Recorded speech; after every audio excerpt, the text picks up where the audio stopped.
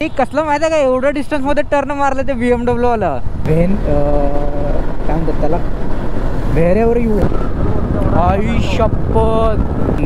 Hope रस्ते चांगले असतील. हा चांगला रस्ता भेटला. नमस्कार मित्रांनो, स्वागत आहे तुमचं सगळ्यांचं आमच्या छोट्याशा यूट्यूब चॅनलवर. नमस्कार मित्रांनो, आज आम्ही चाललेलो आहे पुण्यापासून 160 किलोमीटर अंतरावर अहमदनगर जिल्ह्यातील संगमनेर तालुक्यात असणाऱ्या पेमगिरी किल्ल्यासाठी. पेमगिरीला पुण्याहून जाण्यासाठी 2 मार्ग आहेत. एक आहे तो सोप्पा संगमनेरमधून जो 160 किलोमीटर अंतरावर व दुसरा ओतूरमधून जो 140 किलोमीटर अंतरावर आहे. आम्ही काही कारणास्तव संगमनेरला जाणार असल्याकारणाने आम्ही संगमनेरवरूनच जाणे ठरवले. भयंकर ट्रॅफिक फेस केला आज येताना चाकणमध्ये. आपण ह्याच हायवेने म्हणजे नाशिक हायवे, याच हायवेने आपण काही दिवसांपूर्वी अर्थात म्हणजे काही महिन्यांपूर्वी आपण जुन्नरमध्ये गेलेलो शिवनेरी आणि चामुंडसाठी. फक्त आता आपल्याला नारायणगावमधून जुन्नरकडे न जाता नाशिककडे जायचं आहे. बऱ्याच अडचणींनंतर, बऱ्याच महिन्यानंतर आज आपली पहिली राईड आहे या वर्षाची 2024मध्ये. जीवन हे सुखदुःखांचा वाहणारा प्रवाह आहे. जसा नद्यांचा प्रवाह थांबत नाही, मधात दगड जरी आला तरी तो प्रवाह दगडांच्या वरून जातो आणि शेवटी समुद्राला जाऊन मिळतो. त्याचप्रमाणे आपल्या जीवनात सुख आणि दुःखाचे प्रवाह असतात. कधी सुख तर कधी दुःख, पण आपल्याला थांबायचं नसतं. सुखाच्या प्रवाहात आनंद घ्यायचा असतो आणि दुःखाच्या प्रवाहात धाडस ठेवून समोर जायचं असतं. तर ह्या हायवेने थोडासाही उशीर एखाद्या ट्रेकसाठी किंवा राईडसाठी तुम्हाला भयंकर ट्रॅफिकमध्ये फसवू शकतो. फार उशिरा झालेला आहे, त्यासाठी ब्रेकफास्ट सकाळचा करून घ्यावा अशी इच्छा आहे. कारण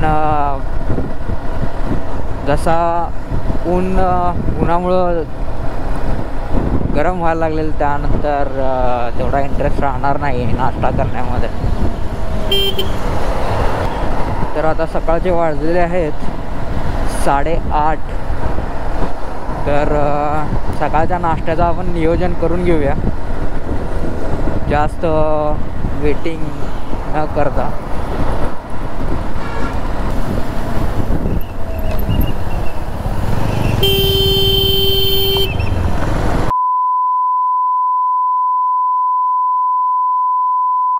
हा अरे त्यांनी कसलं माहिती आहे का, एवढं डिस्टन्समध्ये टर्न मारलं ते BMW वाला. आजकाल लोक कसे ड्रायव्हिंग करतायत हेच समजत नाही. कोणी अल्पवयीन लक्झरी कार रात्री मदधुंद अवस्थेत चालवत आहे, तर कोणी सकाळी मदधुंद झाल्यासारखे. रस्त्यावर आपण वाहन चालवतो त्यावेळी आपल्यामुळे इतरांना त्रास होणार नाही याची दक्षता घेणे फार महत्त्वाचे असते. तर मित्रांनो, संडेला आपण ह्या रस्त्याने जेव्हा राईड करतो ना तेव्हा काही वाटत नाही किंवा ट्रॅफिक काहीच नसतं. पण ज्यावेळी आपण वीकडेजमध्ये ह्या रस्त्यांवरती ट्रॅव्हलिंग करतो त्या टायमाला भयंकर ट्रॅफिक आपल्याला फेस करावं लागतं. नाशिक हायवे हा चाकण MIDCला लागून असल्याकारणाने वीकडेजला फारच गर्दी या रस्त्यावरती असते. तर मित्रांनो, हा जो समोरचा परिसर तुम्हाला दिसतोय, ज्यावेळेस पावसाळा असेल किंवा पावसानंतरचे काही दिवस मस्त अशी धुक्याची चादर असते इकडे. आता हेझीनेस एवढं वाढलेलं आहे की आपल्याला दूरवर असं काही दिसत नाही आहे, तुम्ही पाहू शकता. आम्हाला ओढ लागलेली आहे नाश्त्याची, पण कुठे चांगला छोटासा हॉटेल दिसतो याच्या आम्ही शोधामध्ये आहे अजून.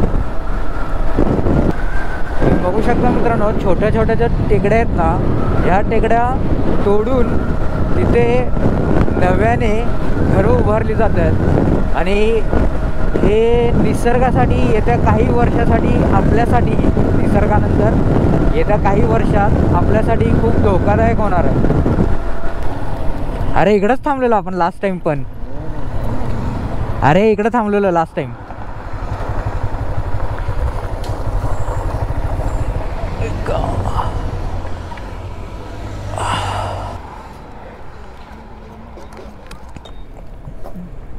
आयला भयंकर ॲसिडिटी व्हायला लागली, भयंकर ॲसिडिटी व्हायला लागली.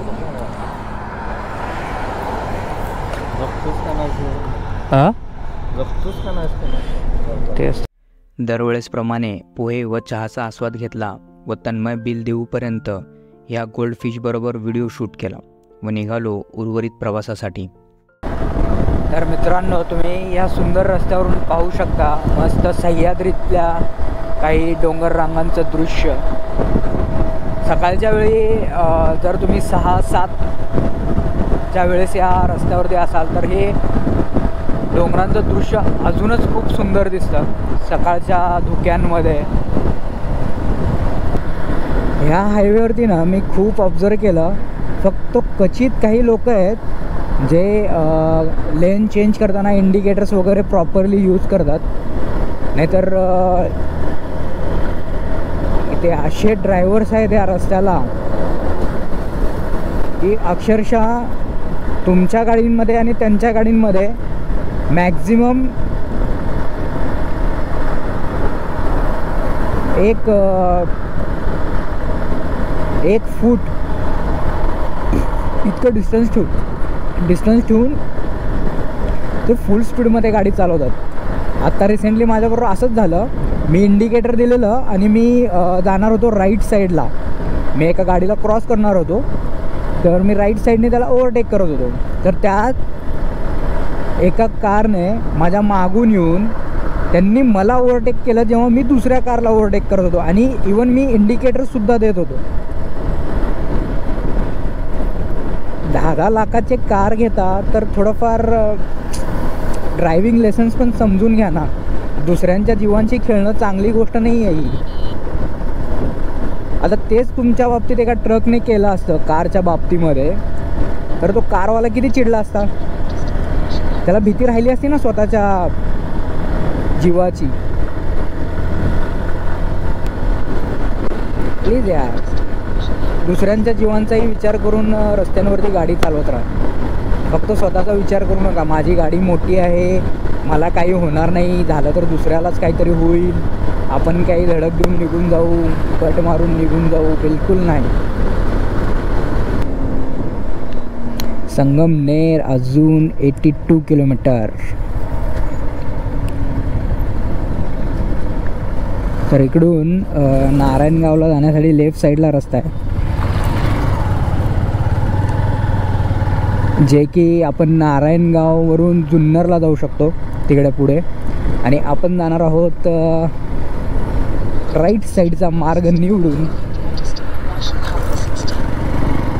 नाशिक हायवेसाठी, जिकडनं आपल्याला जाता येईल संगमनेरसाठी.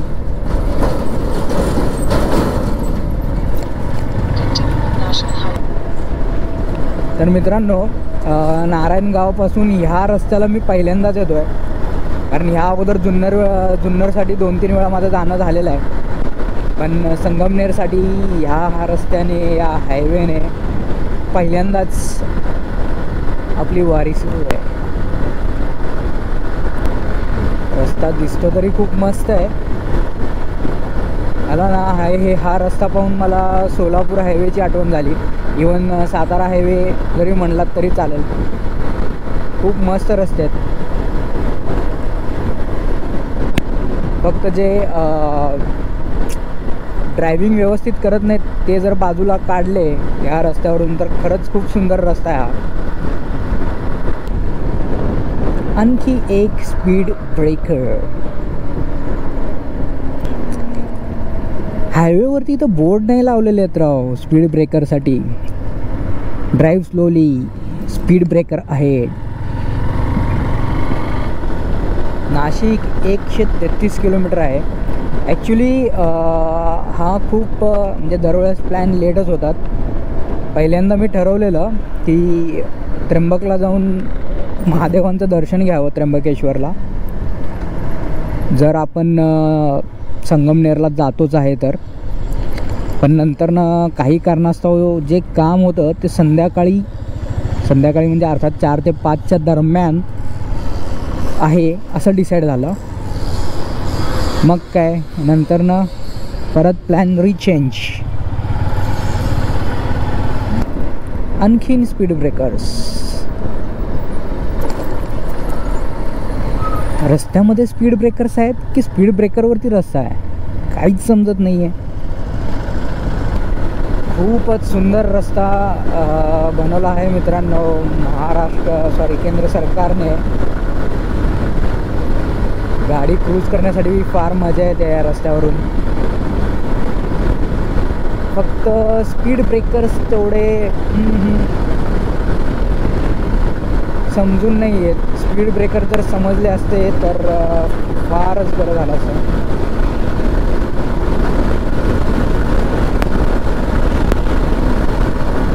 Yes, we touched 100.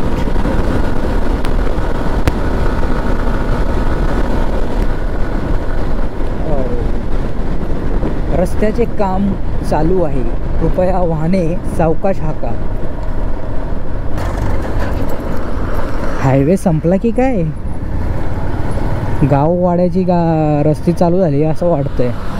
अच्छा, रस्त्याचे काम चालू आहे. ओके, हा हायवेचं काम चालू आहे अजून.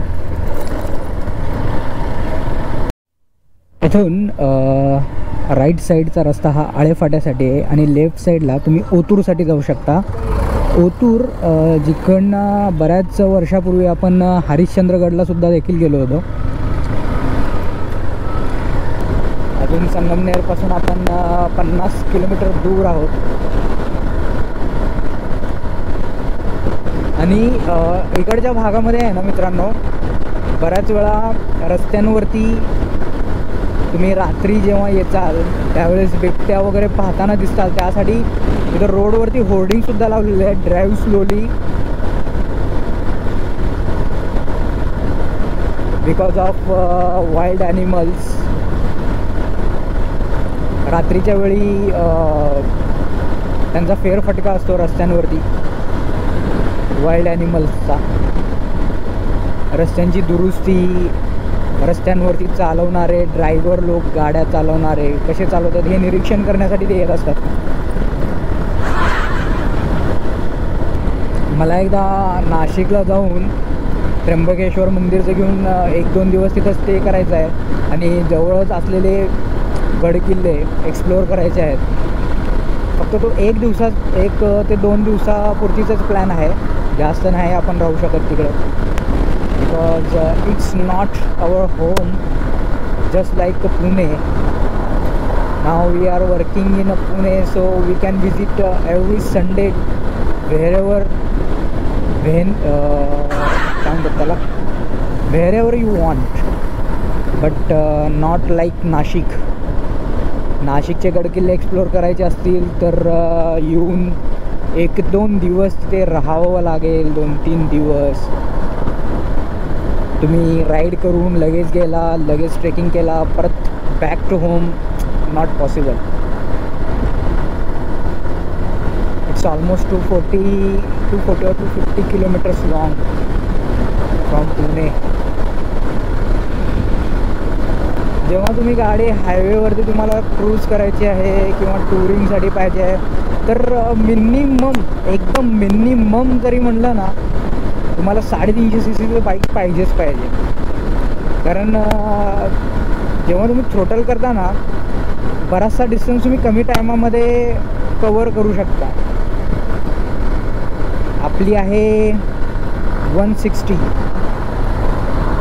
वरती कसं आहे, टुरिंग करू शकता असं काही नाही आहे. इवन 125 इवन 100 cc वरती पण करू शकता. सुपरमॅसी, स्प्लेंडर. पण काही ठिकाणी तुम्ही तो डिस्टन्स कवर करू शकत नाही. तुमच्याकडे जर वेळ असेल तर 100% तुम्ही 100 cc बाईकने सुद्धा टूरिंग करू शकता. जिंदगी का मजा उसी में है भैया, टूरिंग कर लो. शादी कर लोगे तो बस सब्जी मंडी, ऑफिस, घर यहीं पे टूर करते रहोगे। और यू टर्न आहे असा पूर्ण घाट।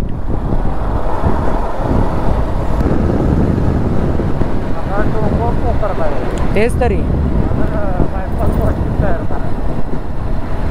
पण भविष्यात हे लई दळणवळणासाठी आता सध्याला चांगलं आहे, पण भविष्यामध्ये लई प्रॉब्लेम होणार आहेत। ज्यांच्याकडे डोंगर नाहीत त्या गावांना विचार काय प्रॉब्लेम आहेत। आई शपथ, गोप्रोची बॅटरी चेंज केलो, लई भारी झाला बा। बघ ना, अरे कुठल्या पावसात पडेल ते पण माहित नाही, कुठलं काय पडणार। असलं हो, इकडनं दरी आहे पूर्ण, पुढे तीव्र वळण आहे, गाड्या सावकाश हाका। काही तासाच्या राईडनंतर आम्ही पोचलो चंदनपुरी घाट मार्गात। या घाटातून उन्हाळ्यातील मे महिन्याचं तंतोतंत दर्शन होत होते। डोंगरावरील सर्व हिरवळ जणू सूर्यदेवाने जाळूनच टाकली होती। याच मार्गाने आपण पावसाळ्यातही एक राईड नक्कीच करणार आहोत। या घाटाचा पावसाळ्यातील दृश्य कॅप्चर करण्याचा आपण तेव्हा प्रयत्न करणार आहोत। त्याला रोहित शेट्टीच्या पिक्चरची शूटिंग होऊ शकते रे इकडं। रोहित शेट्टीच्या पिक्चरची शूटिंग होऊ शकते म्हणलं इकडं।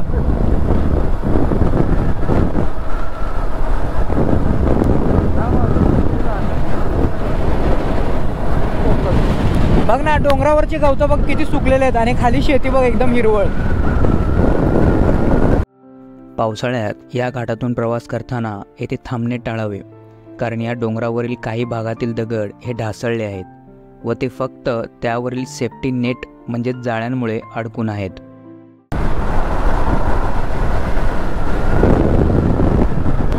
वाह, सह्याद्री, कणखर, राकट, मजबूत। पेमगिरी, हां सॉरी पेमगिरी, हां। रस्ता कोणता चांगला आहे? दोन आहेत ना, रस्ता चांगला कुठला आहे? तिकडं पुढचा का? हां, इकडनं मधनं एक रस्ता आहे। तर मित्रांनो, हा जो संगमनेरला जाताना टोल गेट आहे त्याच्या अलीकडे आहे ना छोटासा एक रस्ता आहे। मी आत्ता जस्ट पेट्रोल थोडं फिलअप केला, म्हणजे आहे माझ्याकडे, तरी पण फॉर सिक्युरिटी रिझन थोडाफार एक्स्ट्रा। आता त्या HP पेट्रोल पंप तुम्हाला दिसते, त्याच्या अलीकड एक छोटासा टनल आहे, तिथून आपल्याला लेफ्ट टर्न घ्यायचा आहे। दोन मार्ग जातात, एक अलीकडे एक मार्ग आहे संगमनेरच्या टोलचा, आणि एक जो मार्ग आहे तो मार्ग संगमनेरपासून आहे, म्हणजे टोलच्या पुढे थोडंसं 5-1 किलोमीटर 2-3 किलोमीटर गेल्यानंतर। तर मी थोडासा अलीकडचा मार्ग घेतला आहे। मला माहिती नाही आहे कोणता मार्ग बेटर असेल, पाहूया। इकडून 16 किलोमीटर दूर आहे, गावाचा रस्ता आहे। आता मला, आपण जेव्हा तिकोनाला जात होतो तेव्हा कसं गावापाड्याच्या रस्त्यातून आपण जात होतो तशी वाईब येत आहे, पण होप रस्ते चांगले असतील इन द सेन्स गाडी चालवण्यायोग्य असेल। आपण एक्सपेक्ट करू शकत नाही जसे हायवेज असतात वगैरे एवढे मस्त रोड असतील गावातील, असतील तर खूपच चांगली गोष्ट, नाही तर असाही असेल तरीही खूप चांगली गोष्ट। काही वेळातच मला रिअलाईज झालं की मी पेमगिरीसाठी दुसरा मार्ग निवडला असता तर ते खूपच योग्य ठरलं असतं। नदीच्या तिकडच्या रस्त्याने जाऊ म्हणलो होतो तुला मी, तो मेन ह्याच्याशी आहे ना, गावात नाही ना, मेन संगमनेरमधून आहे ना तो रस्ता। मग आता रिटर्न जाताना तिकडनंच जाऊ, बघ मी तुला दाखवतो। वा, आई शप्पथ, असल्या रस्त्याने 16 किलोमीटर जायचं आपल्याला।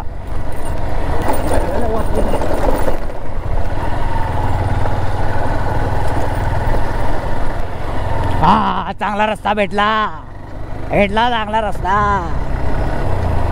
किती किलोमीटर आहे काय माहिती अजून, असाच चांगला रस्ता। हो, रस्ता माझ्या मते आता संपलेला आहे आणि त्या रस्त्यावरती आहे ना थोडीशी वाळू वगैरे अशी जमा झालेली आहे, तर शक्य होईल तितकं तुम्ही स्लो चालवण्याचा गाडी प्रयत्न करा, कारण त्याच्यावरनं गाडी स्लिप होऊन तुमचे पडण्याचे चान्सेस असतात. Water road. तू तुझी गाडी नाही आणला ना म्हणून खुश आहे, बाकी काय नाही. तिकडवाला रोड ऑफिशियल असेल रे, म्हणलो ना तुला मी. तरी तुला काय शॉर्टकट नाही. शॉर्टकट काय करायचं असला शॉर्टकट? गाडीची नासधूस येन तेन.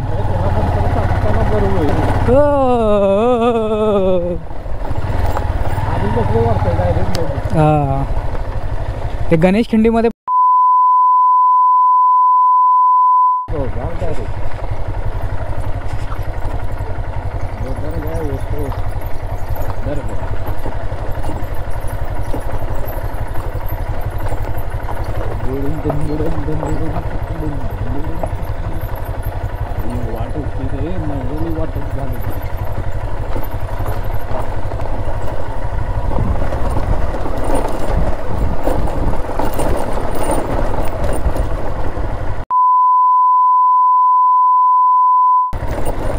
धन्या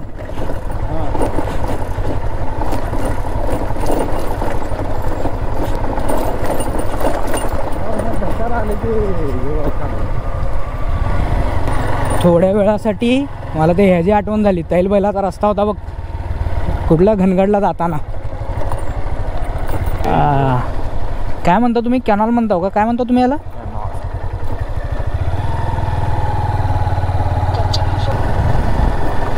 आयला खरं असं कॅनॉलमध्ये पोहायचं एकदा, लय मजा येते. लहानपणापासून शहरात वाढल्यामुळे गावातील बऱ्याच गोष्टी मनाला आवडून जातात. छपराची छोटीशी घरं जरी असली तरी त्या घरातील लोकांची मनं मात्र फार मोठी असतात.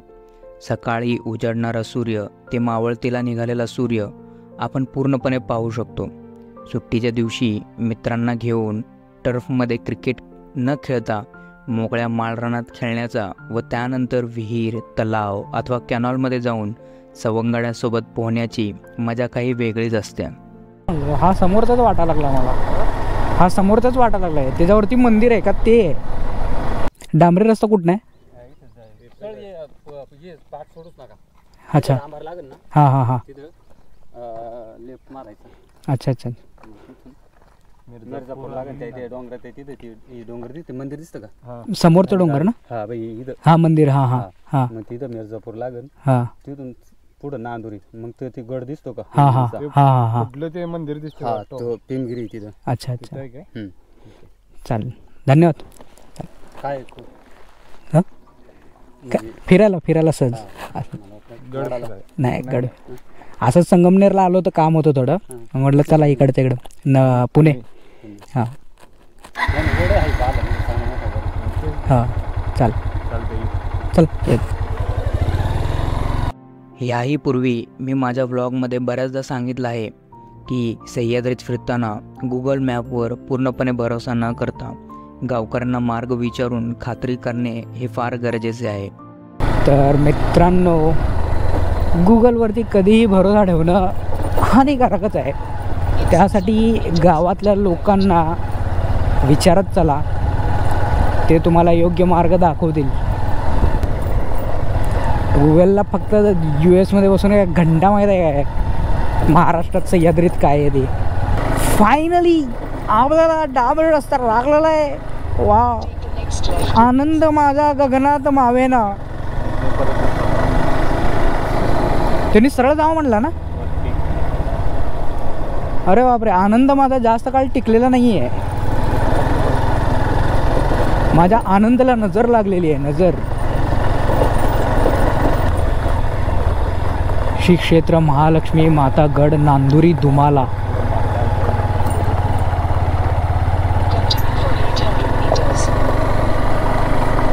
मीटर या रस्त्यावरून चालायचं. गूगल वाली बाई एक थी कलम वाली बाई और एक आज ही ये गूगल वाली बाई. तर मित्रांनो, हा जो समोर तुम्हाला दिसतोय तो आहे पेमगिरी दुर्ग, जिकडं आता आपण जाणार आहोत. रस्त्याची तशी मरम्मत चालू आहे असं म्हणायला काही हरकत नाही, पण बराचसा रस्ता खराब आहे. जर तुम्ही येणार असाल तर पॅच आहेत थोडेफार. काही रस्ता चांगला आहे, काही रस्ता खराब आहे.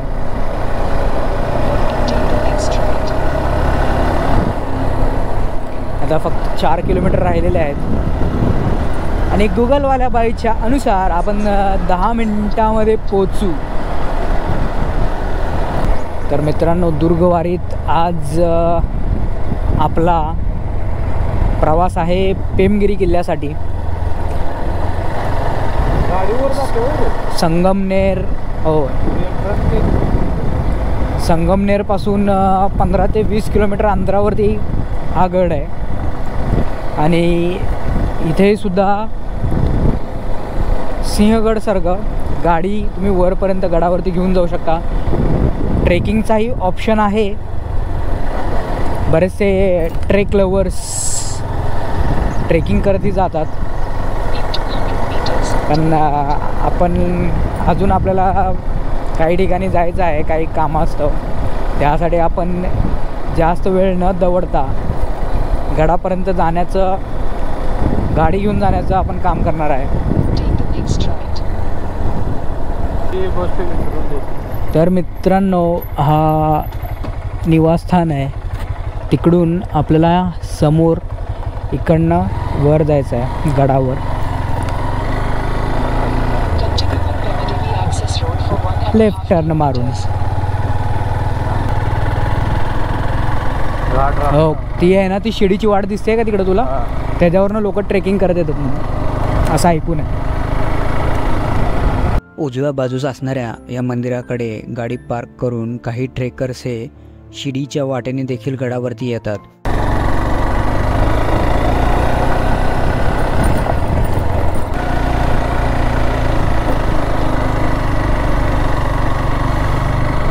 फायनली 4 तासांचा प्रवास करून आम्ही पोचलो पेमगिरी किल्ल्यावर. Yes, I am reached. Thank you for your kind information. You help me a lot. कुठे सापली?